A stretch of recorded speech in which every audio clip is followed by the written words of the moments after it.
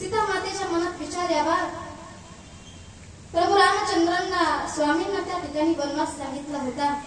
पत्नी म्हणून माझा धर्म आहे त्यांच्या सुख दुःखामध्ये सोबत राहणं, म्हणून मी त्यांच्या सोबत आले. आम्हा दोघा नवऱ्या बायकोंच्या मध्ये लक्ष्मण भाऊजींना यायची काय गरज होती? हा विचार कोणाच्या मनात आला? सीता मातेचा. लक्ष्मणांच्या मनामध्ये विचार आला, वनवास फक्त राम प्रभूंना होता, भैयाला होता, वहिनी सुद्धा त्यांचा धर्म म्हणून आला, पण मी का हा वनवास सहन करत असावा? मी त्या ठिकाणी राहिलो असतो, मला सुद्धा थोडासा राज्यकारभार पाहायला मिळाला असता, आयुष्य आरामात राहिलो असतो. मी का बरं कष्ट सहन करावे? थोडं अंतर चालून गेल्यानंतर ज्या वेळेस ते क्षेत्र बदललं, ती जागा बदलली, एका झाडाखाली विसाव्यासाठी बसले.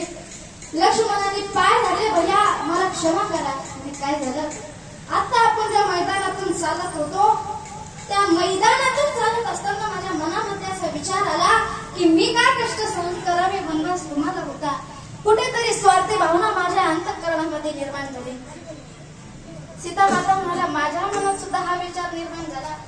भगवंताने त्या ठिकाणची माती उचलली, हातामध्ये घेतली आणि अंतर्ज्ञानाने पाहिला तर त्या जमिनीवरती दोन भावांची भांडणं झालेली होती. सुंद उपसुंद नावाचे दोन राक्षस होते. ते दोघं भाऊ तपश्चर्या करतात आणि जेव्हा भगवंत प्रसन्न होतो त्यावेळेस भगवंताकडे वरदान मागतात की देवा आम्हाला कसाच मृत्यू नको, पण जेव्हा आमच्या दोघांमध्ये भांडणं होतील तेव्हाच आम्हाला मृत्यू दे. ती अप्सरा दोन्हीही भावांच्या समोर आली. नाही का, राक्षस जात अशी आहे. राक्षस जातीने देवादिकांपेक्षा सुद्धा जास्त कष्ट घेतले, जास्त तपश्चर्या राक्षसांनी केली, पण एक मात्र काम क्रोध आवरता आला नाही, म्हणून राक्षस जातीचा नाश झाला. त्यामुळे आपल्यामध्ये सुद्धा असे राक्षस आहेत, नाही का? आपल्यामध्ये सुद्धा काम क्रोध आहेत.